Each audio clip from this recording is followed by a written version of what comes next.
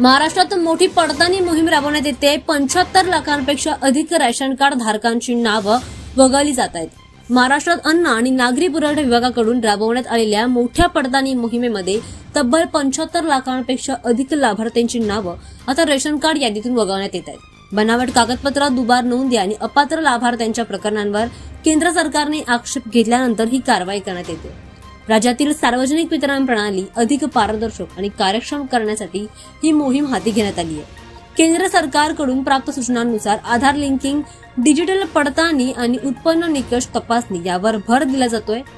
राज्य सरकारने स्पष्ट केले की खऱ्या आणि पात्र लाभार्थ्यांना कोणतीही अडचण येऊ दिली जाणार नाही, यासाठी नव्याने अर्ज स्वीकृती आणि पुनर्पडताळणी प्रक्रिया सुरू करण्यात आली आहे। ज्या कुटुंबाची नावं चुकून वगळली गेली असतील त्यांनी संबंधित तलाठी, पुरवठा कार्यालय किंवा ऑनलाईन पोर्टलवर संपर्क साधण्याचं आवाहन देखील करण्यात आलंय।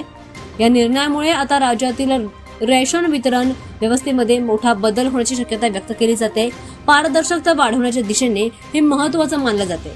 त्यामुळे आता हे नवीन बदल करण्यात येत आहेत। त्यामुळे 75 लाखांपेक्षा अधिक रेशन कार्डांची नावं वगळली जात असल्याचं देखील म्हटलं जातं।